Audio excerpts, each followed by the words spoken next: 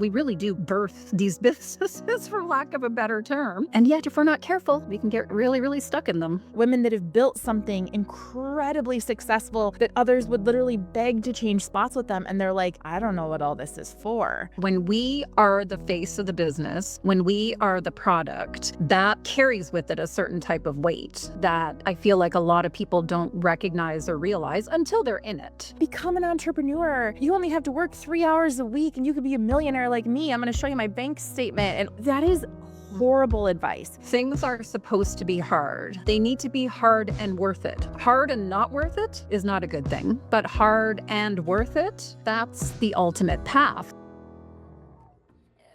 Welcome to the Trailblazers, the space where high-achieving women finally exhale and feel deeply understood. We are Brittany Anderson and Disha Solanki, two leaders who have built, scaled, exited, and supported multi-8 and 9-figure companies, while carrying far more than most people ever see. Here we go where most conversations stop. The burnout, the pressure, the ambition, the identity shifts, the invisible load, and the moments you almost quit. This is where the real story begins. Trailblazers. Tina Forsyth is a pioneer in online business, having originated the role of online business manager and founded the Certified OBM program in 2009. As a certification consultant, Tina brings over 16 years of experience running her certification and now helps other seasoned entrepreneurs turn their IP into a wealth-building asset through certification and licensing programs. Help me welcome Tina Forsyth. All right, Tina, so I think we should get right into the nitty-gritty here. So almost every business owner that I've encountered, maybe not all, but a lot of them, they say that they want to scale. But based on what you've seen, what are some people not willing to let go of that would actually allow them to do so? I would say their identity is probably the main thing that I see. And in particular, because I work a lot with subject matter experts, with coaches, with consultants, with authors, with trainers, like with people who have and are creating their own body of work that then becomes part of their business, becomes part of their business model in different ways.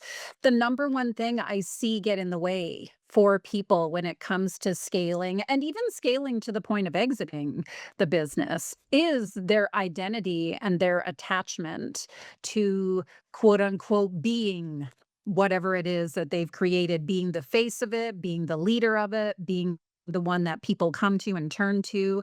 Yeah, that's a biggie.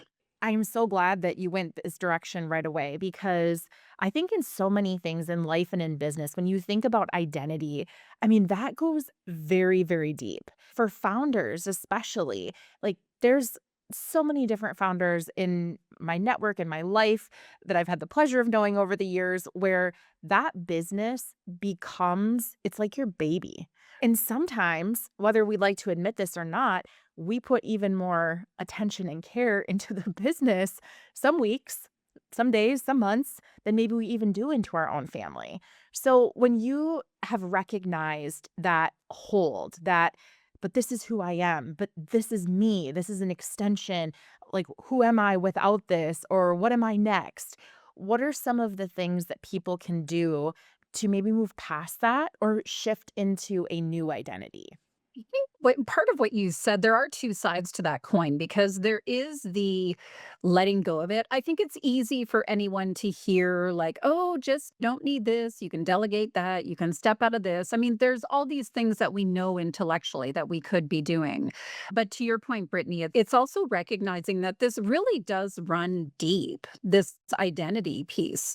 And if we don't redefine, I would say the first thing to start with is to define what the new identity looks like on the other side. So whatever that may be, I imagine somebody, for example, who wants to exit a business. This is something I've just done as of like within the past week, Brittany. This feels like that I've exited my online business manager certification business. You know, whether it's just scaling, growing, or to the point of exiting something, it's like if we don't define who we are and who we want to be on the other side of that, we can so easily get stuck back in. And I have a kind of a smaller version of an identity crisis story that I always like to share with people. And this is definitely related to scaling, but it was one of the very first things I did in my business, my training company years ago, the certification training company. So I was growing to the point of, okay, I have a certification training. I need to bring more team members in. And it was funny, my mentor at the time was like, "Tina, you need to hire your own OBM to online business manager to help you run this business." I was like, "Ah, there's a novel idea." Teaching people to become OBMs, and I hadn't even thought of hiring somebody for myself. But my first OBM, Tiffany, who worked with me for years and years, we worked together probably about 10 years in total. When she first came into the company, she came in to do everything I wanted her to do. She came in, took over the team, took over running the day to day, took over like being that kind of hub of everything that was happening in the business. And I remember having a moment, and thankfully, I had a mentor at the time I was working with, so I was able to talk to him about it. But I remember having that moment, Brittany, of like, if I'm no longer the one in the thick of things here, then what am I here for? Like, what am I actually here for? Because I was so used to, especially up to that point, being the hub of everything. And at a deeper level, I was always the person that people came to. It's like, oh, if they had a question or if they needed something or whatever that might be, I was the person that people would come to for that. And that was pretty deep in the sense of like, hey, that's my value. I'm the person that people can come to for everything. And so I recognize this even within the way the company was being run. This wasn't anything external yet, as far as like delivery or leading programs or anything like that at the moment. But it was really like, oh my gosh, like our clients started going to Tiffany for things instead of me. That's what we wanted, deeper, right? That's what we were building towards, but it felt like, "Ooh," and because I was able to talk it through with my mentor at the time, it was like, and he was very much, "You need to redefine your role here.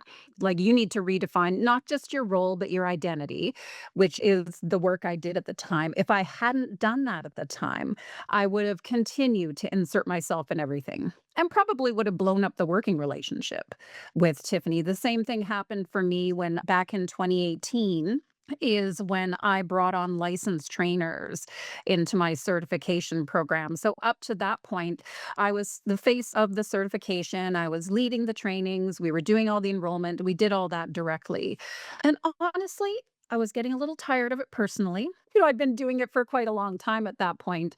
But in 2018, I had three people come on board who were licensed trainers, meaning they were independent, but they were now enrolling their own students, running the program, etc. And in a lot of ways, that meant that they were now becoming this front face of what the certified OBM community was all about. And so there was even a different level of almost like an identity crisis at that point, where there was kind of an internal team identity crisis initially, and then there was a bit of a, "Oh, hey, wait a minute, like, I'm not the only one out here now who's talking about this." There were people that would come into the community who wouldn't know who I was at all, because I wasn't the person they were exposed to in their entry point, even throughout their training journey. I wasn't that person, and so it's really looking at, like, how attached do we get to our businesses, and admittedly so, like you said, they are really our babies in so many ways, and a lot of those of us who are creative and entrepreneurial and all of that, we really do birth these businesses, for lack of a better term.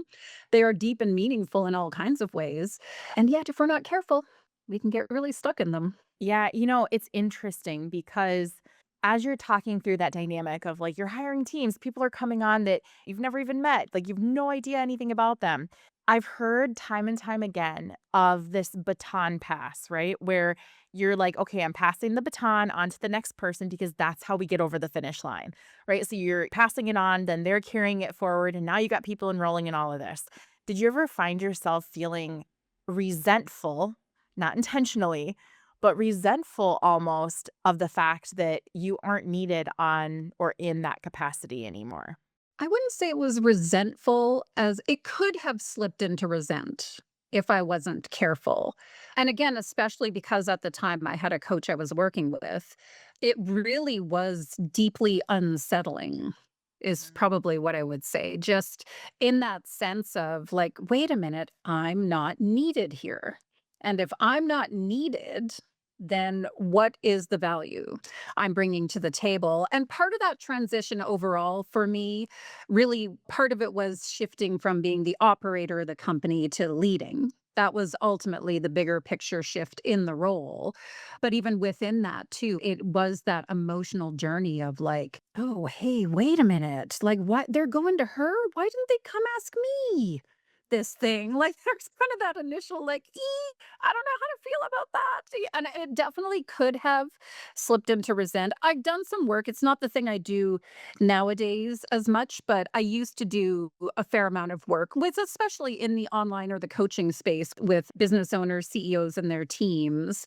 And that's one of the things we would talk about quite a bit is you need to be able to, and there's all kinds of structures and strategies that come into play around this, as you know, Brittany, but just really like fundamentally the people I would see struggle the most with team is because they just couldn't get out of the way at the end of the day. It's like, and due to all of those deeper things from my perspective, a lot of times it was due to the deeper need to like, I have to be the one people are coming to. I have to be the one whose names people know. I have all of this. And depending on the person, if they're ready and able to go there at the moment or not, it wasn't always my position or place to have that deeper conversation with somebody. But I've seen that cycle. It becomes this cycle of like, oh, I've tried to do, oh, I had to get back in. Oh, I tried to do this. Oh, I had to get back in. Oh, I tried, and it's like, I think you got to take a look in the mirror at Mm. yourself at a certain point and really decide, like, what do you want that to be? And if we don't have something else to step into, it again is that idea of I can easily say, oh, hey, I want to get these things off my plate. Or I want to shift my role, or I don't want to be doing A, B, or C anymore, or be kind of involved in certain things. But if we don't have something on the other side to lean into, then I don't know. I'm not a science person, but that like nature abhors a vacuum or something like we'll get sucked back into the things that are known and comfortable as well. Yeah, I think about, that term self-sabotage. And, and I'll go back to the reason I bring up that level of resentment is I think sometimes, again, if people aren't focused on the identity shift that you mentioned in the beginning, and that's not a super intentional path, it is that adage of like, you're going to get pulled back into the old, you're going to get pulled back into the familiar, and it's not intentional. But if you're next or what you're moving towards is even more of like that gravitational pull where you don't feel like you're forcing it to happen, but you're literally being called to it and you can set the right motions in place. And so I just think it's interesting because so many women, both in and out of the Trailblazers community, they're talking about this like shift, this period of transition that's happening right now. And I see it all across the board in all walks of life. It's some women that maybe they're like, I've worked a W 2 for forever and I'm going to go out on my own. Or I've been on my own and I'm so stinking exhausted. Entrepreneurship actually isn't for me. So I got to go shift and do something different. Or women that have built something incredibly successful that others would literally beg to change spots with them. And they're like, I don't know what all this is for. And so I think there's so much happening in the realm of transition and change and all of this. I mean, if I heard you right, did you say you like exited your last business a week ago? Did I catch that? My online business manager certification program, which I started in 2009, I just officially exited that a week ago. Wow. So I want to play on that a little bit though, because you do have such an area of expertise here. And when I think about the women that I am so blessed to have in my life and know, there's so many of them that are focused on both impact and freedom. They want that flexibility to work in a way that's conducive to them, to contribute in a way that's conducive to their life. They want to contribute something, but they're also like, I don't want to be confined between four walls all day, or I don't want to have to be somewhere, between this time and this time. So, talk a little bit about, the certification program and maybe even lean into what you're shifting to. But what are some of the things that women could put into place to give them that ability to have both impact and freedom at the same time? This is why I'm such a big fan of the certification model at large, which is the other thing I do and will continue to do more of now, but have been doing for a while now, is on the certification consulting side, meaning other helping support other folks to build a certification program within their business or as the main thing that they do. Part of what I love about that model is when we build something around our IP, around our intellectual property, that's the ultimate for many women leaders I know, for many business owners I know, it's the ultimate kind of final check box of the freedom journey too. Because even when I think about freedom, okay, I can have freedom from admin tasks, get somebody in the business to help me there. I can have freedom from operational running of my business, get somebody like an OBM or whatever in there to help me there. I can have freedom from sales or marketing. There's lots of these levels of ways to build freedom. And for most people I know, the final piece is to stop being the product of your business. Meaning, I know we talk a lot in particular in the online coaching consulting world, the expert world, we talk a lot about leveraged programs. And I love me a leverage program. I've done that many times over the years as well in different ways, meaning that one to many idea. Like, hey, open up a year long program where it's you leading it and as many people as you want in there in some fashion. And that's great. There can be a lot of value in that. That is part of a scaling path for certain people, but it still relies on me. And many of the business owners I know, many of the people I work with that I end up working with around certification is because they want to stop being the hub of all of that. I mean, I could have a ton of time freedom even built into my business. I could have a program that say I'm only popping into a support call once a week and I'm leading something once a month and maybe doing a live thing, 2 or 3 day thing once a quarter. I mean, I could actually build a lot of time freedom into that, but there is still responsibility. Not even sure if that's the right word. Like when we are the face of the business, when we are the product, that carries with it a certain type of weight that I feel like a lot of people don't recognize or realize until they're in it, until they're in it. And I mean, the good news of that is it's almost like this final checkbox or this final layer to really lean into. And frankly, it's the reason why I've been able to exit my business with minimal fuss. I mean, I had a certification program for 17 years, probably almost to the date, actually. The first round was April 2009. So it's April 2026 now. That's almost 17 years. I had this program, like, over the years, I continued to build and kind of prove out the fact that this business truly could run without me, to the point where it's like, when it was finally time to officially exit, it's been a relatively streamlined thing. It's like, "Okay, here you go." With so many things were already not built around me showing up personally, that it was doable. So looking at our IP, like, making a shift from I like to say, how can I let my IP do the hard work? How can I let it do the heavy lifting in the way that people are being served in the work that I'm doing? And when we can make that shift officially, again, there's that whole identity crisis piece that we talked about that comes up around alongside it often too. But even structurally, when we can officially make that shift, that's the ultimate freedom because that's either the business doesn't need much from you anymore. I spent 8 years in my business with it needing minimal time and effort from me because I wasn't delivering anymore. And it also really builds something you can actually sell or exit at a certain point because it's not built around you anymore.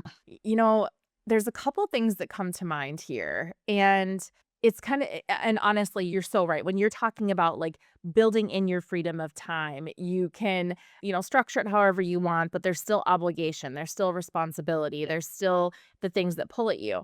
It makes me think about so much of the language, and this is more of a social media thing, but there's nothing that pisses me off more than some of the call it advice out there that's like, become an entrepreneur. You only have to work 2 minutes a day, or you only have to work 3 hours a week and you could be a millionaire like me. I'm going to show you my bank statement. And like, that is horrible advice. It is so dangerous.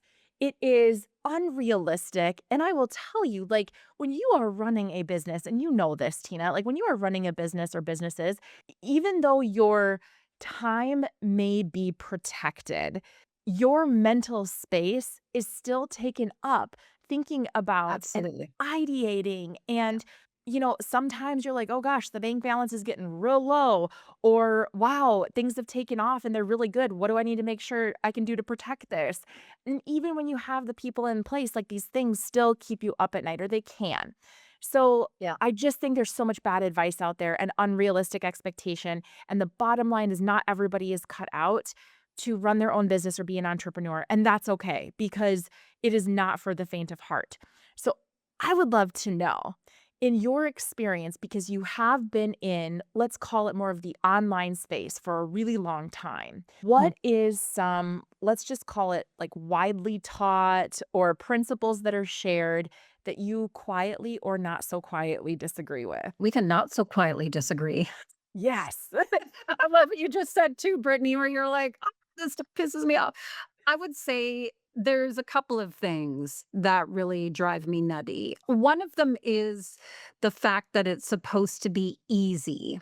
And that whole fundamental, like, love what you do, never work a day in your life kind of thing. And it's like, no, I'm sorry. I mean, even to your point, the people I know who are most successful in many ways, including financially, they are by far some of the hardest working people I know. Amen. Now, do they have great lives? Do they have a lot of freedom? Do they have a lot of wonderful things? Yes, that too.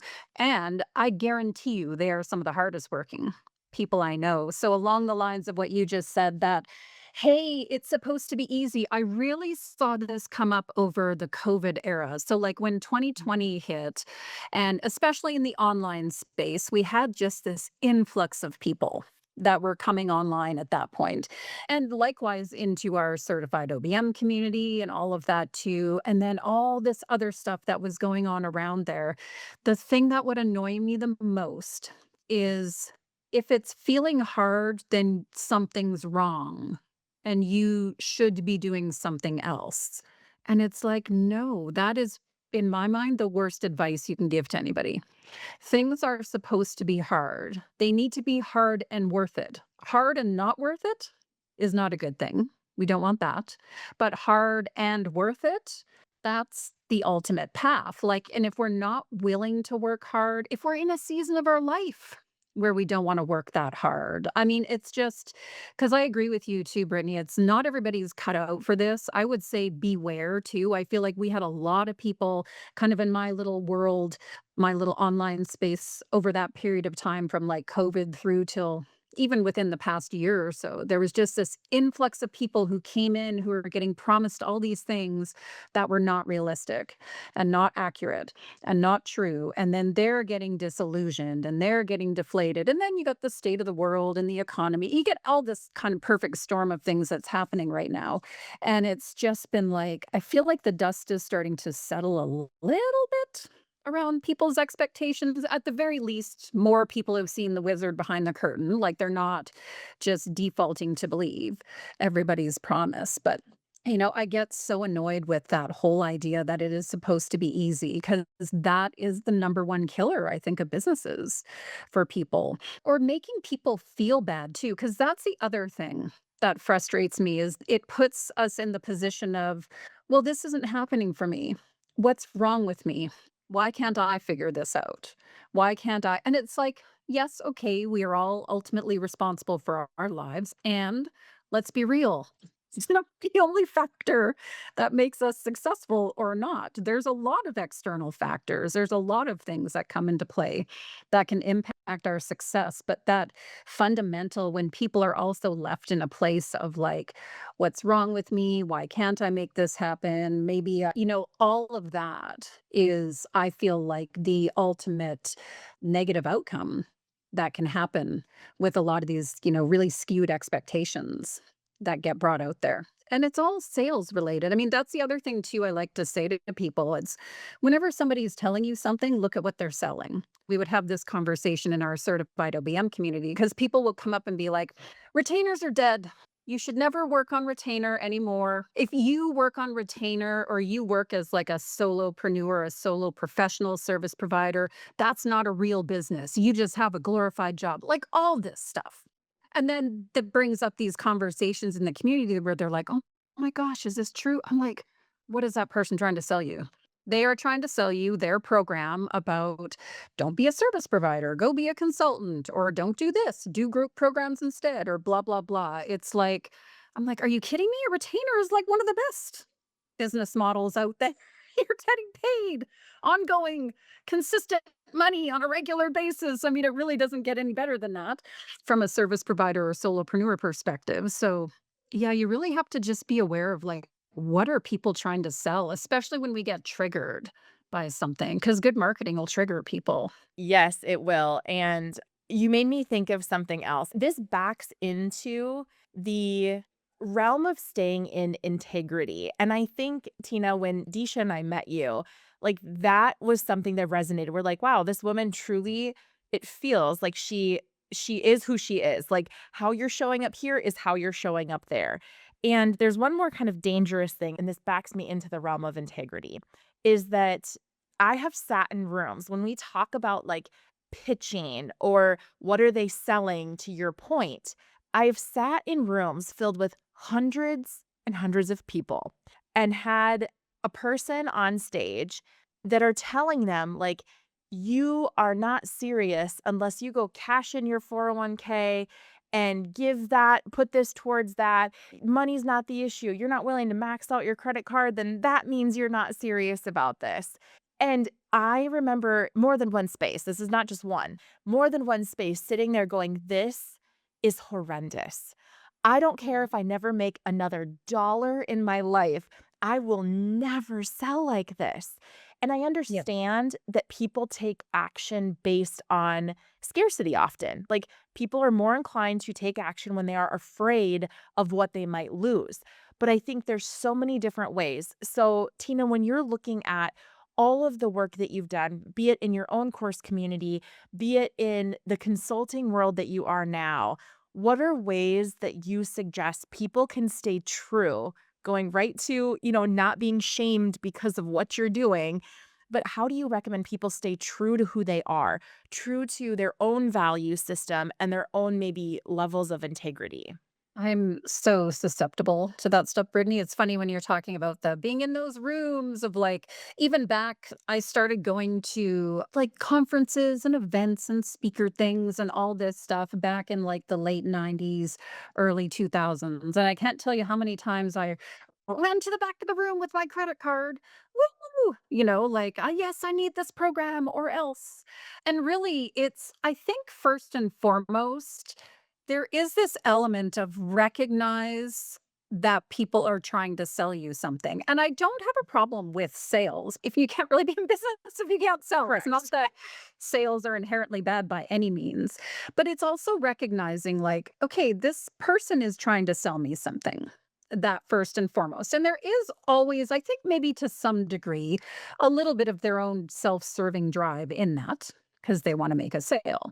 So it's knowing that and not just like blindly accepting what they're saying as gospel, because I think that becomes part of it. Like, oh, if you're not willing, I remember one mentor, one room I was in one time, they're like, if you're not willing to imagine your child was trapped under a car, what you would do anything to save that child. And, why aren't you bringing the same amount of energy to your business kind of thing? It was like, oh, maybe, like, that was You're just right. such a just tell yeah, exactly. Oh my gosh, you're right. I need to. Yes, I will cash in my 40 what like it's amazing how susceptible we are to those things. Mhm. But alongside that is really know how you like to make decisions and know what your values are in that sense too. It's like make that clear for yourself before you're going into any kind of situation that may be asking you to spend some money, maybe asking you to make a change or make an investment or whatever that might be. Know for yourself what is the value, what is my own personal criteria for making this decision. I know for me personally, there's definitely been times where I want to be clear up front. What is the ROI that I'm expecting from this? And that's a question that we don't always ask. And I don't always mean asking the person about their program because, any decent program should be talking about here's what the program's about. Here, can't guarantee anything, but here's what we're working towards, etc. But it's also knowing for ourselves, like if I'm going to invest X amount of dollars in this, what do I want to get in return from that? So kind of having our own personal clarity around what that ROI is. And then secondary to that is, what am I willing to do to get there? Because believe me, there have been times I have invested in things and I didn't get a return on it because I didn't show up and do the work. Oh, Absolutely, yeah. that's been part of it. And and I had all the intentions and I had all the whatever. And yes, I meant to, and all of that too. But when I look back at like, no, I didn't do my part here. Because it really is a two-way street a lot of times. But also knowing for ourselves, like, oh, because to your point, Brittany, like, oh, you want the sun, the moon, and the stars, and you want to build this great big business or seven figure, whatever this stuff might be.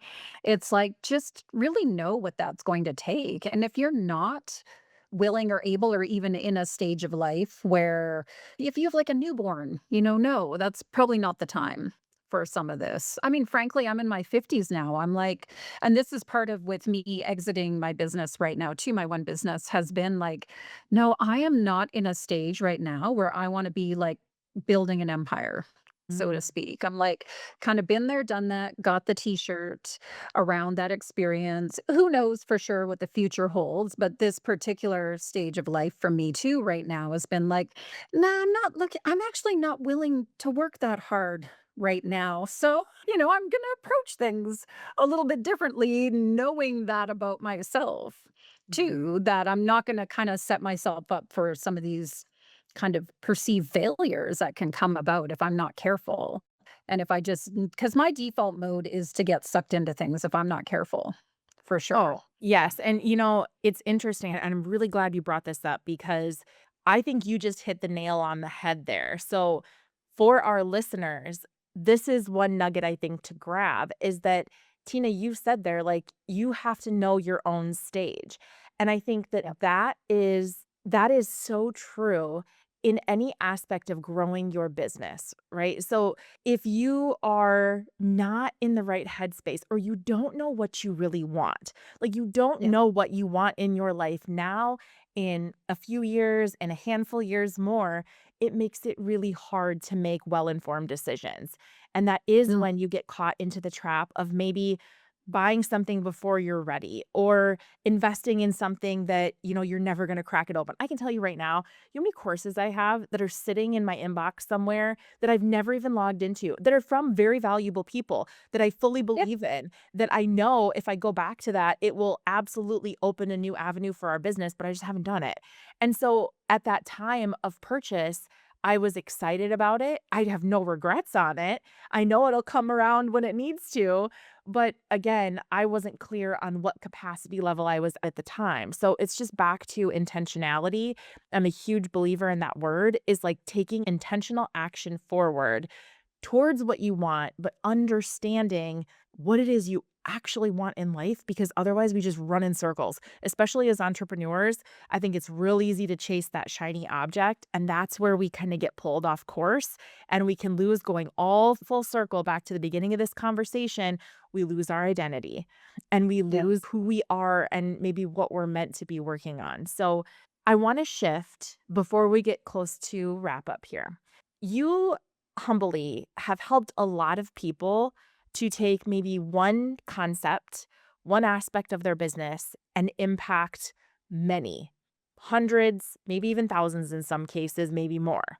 When did you realize as you were building this, building your own empire where you won the t-shirt, when did you realize that your work was bigger than just you?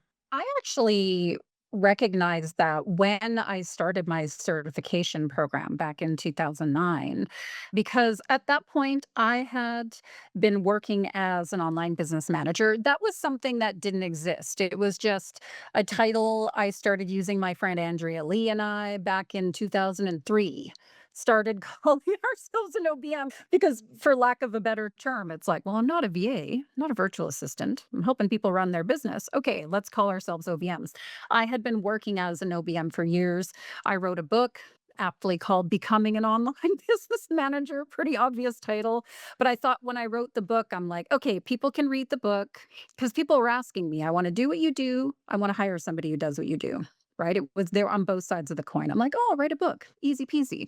And I thought that would be it. Read the book, go be an OBM. Bye now. But after the book, very shortly, people were like, we want more, which is what became the certification.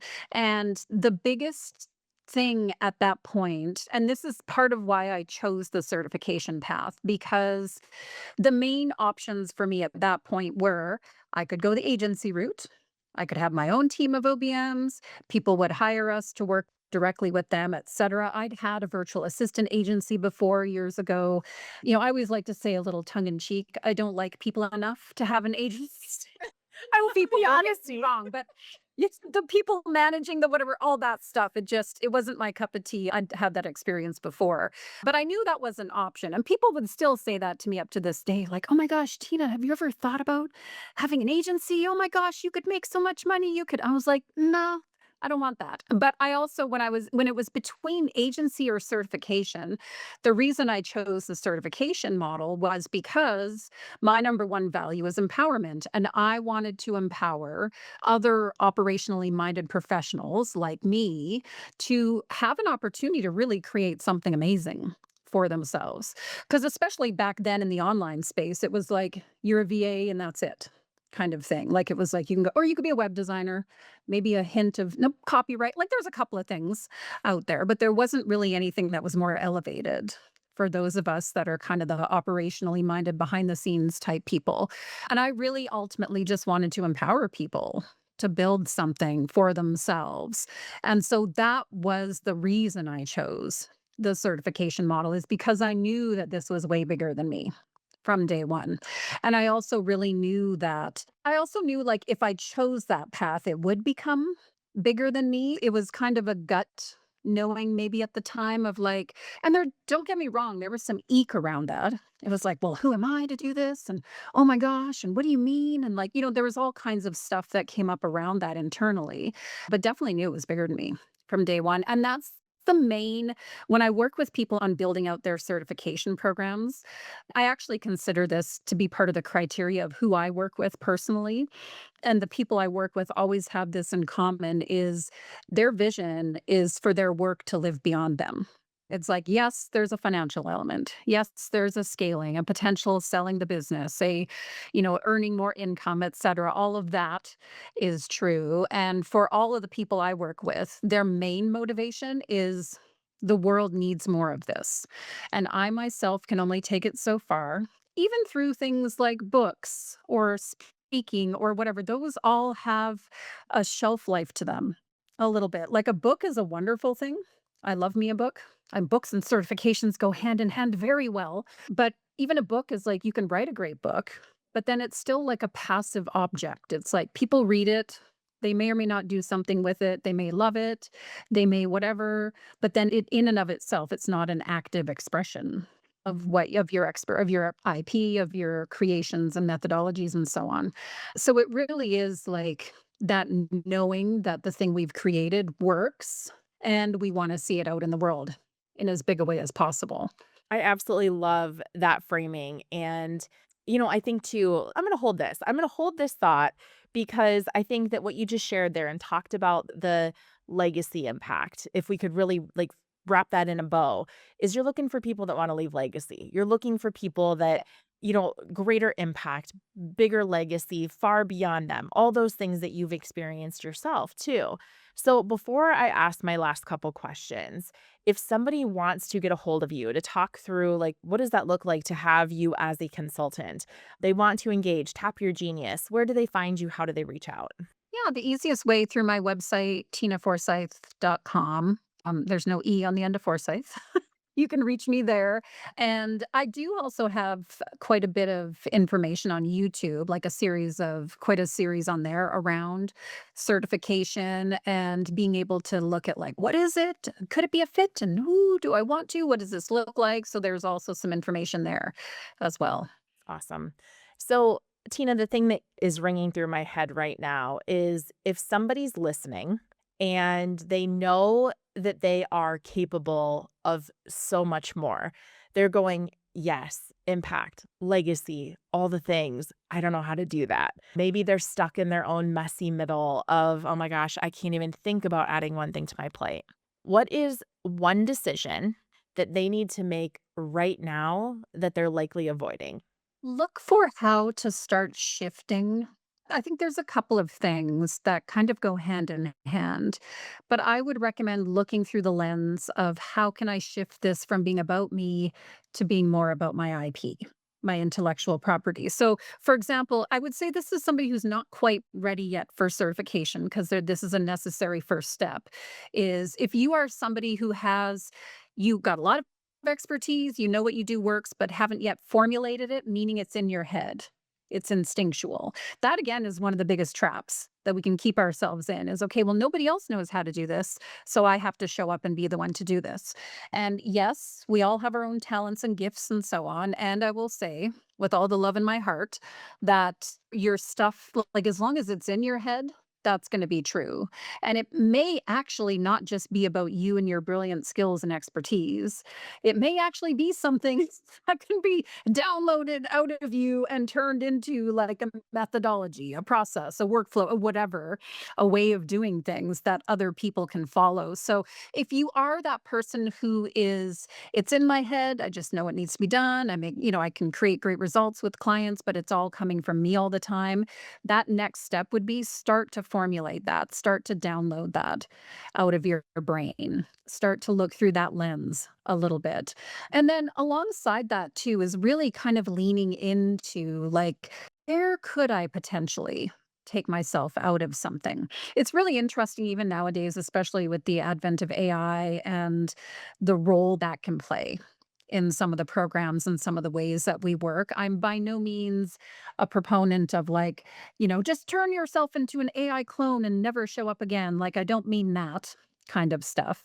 But there's also some really cool ways, especially through like a training model or a coaching model or a mentorship model or different things like that. There can be some really cool ways that your knowledge and expertise can serve people without you having to show up and be the one opening your mouth or typing away all the time for people to get served. And so it's just starting to kind of lean into that concept a little bit as well. Like, how can my IP start doing some of this work for me, start doing some of this heavy lifting? Because you might be surprised at what it Yeah. could do. And, I think too, sometimes if people are thinking about certification or even in some elements, like even taking that off the table, the next level of business growth. And I know I've experienced this myself, so I can speak from a place of knowing sometimes the fear and the thing that holds us back too is like, well, I don't know, like, I don't know if I can take that on. I don't know if I can do that. And to your point, yes, you need to have awareness of like, what are you willing to put into it right now? But I think you not name dropped, but kind of mentioned AI in there too. The beauty of the business world today is that there's so much golden opportunity to get even more done with less physical effort. And Yeah. the Oh, yeah. opportunity to repurpose the talent on your team. I am not an advocate for let's replace everybody with AI. Like, I don't think that's practical. I don't think it's useful, actually. I think it can be actually really harmful. But there's a repurposing of talent that is out there. And so I think that exactly what you just said is so dead on that we have kind of this chance to lean in a little bit and just explore what, this could look like if they decided to go this level of, oh my gosh, I blanked on the word certification. See, Oh, I yeah. lose it. We're Yeah. talking about this the whole time and I lose the word. So if they go towards certification or whatever it is, I think it's just that understanding it doesn't have to be you. And I'm so glad that you kind of put that in there. So, Yeah, it doesn't have to be you, and there is freedom when it's not you. I will say the ultimate in my own experience of this journey of going from conception of a certification through to exiting it, part of, I would say, the most freeing aspect of it all is the fact that it has nothing to do with me Yeah. anymore. And that's been kind of slowly becoming more and more and more true throughout the years of this. It's like it very much started with being all about me and all driven from me and all from me and all of that.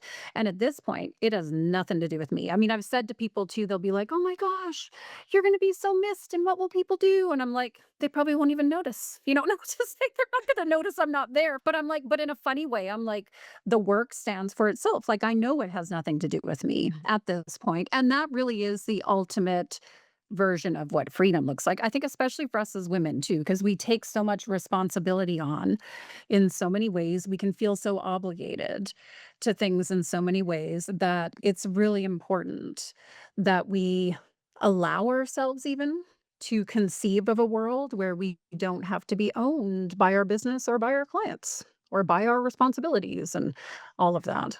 No, I think that's so true. And yeah, for any of our listening audience, I think that if you want to explore what that level of freedom can look like, I highly recommend reaching out to Tina. That just the work that she's done, there's proof in the pudding.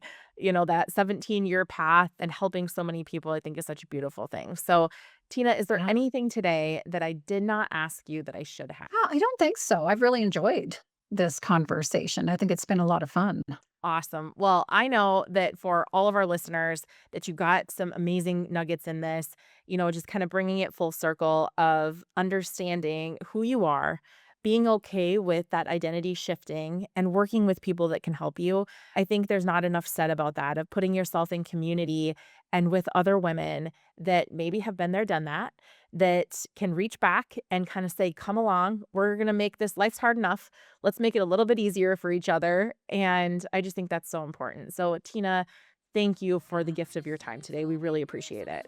Absolutely. Thanks for having me. If this episode supported you, share it with a woman you respect and want to lift up. Join our free Trailblazers community, the space where high achieving women finally feel met. You'll find the link in the show notes. Until next time, keep moving forward, keep listening to yourself. And remember, you deserve support too.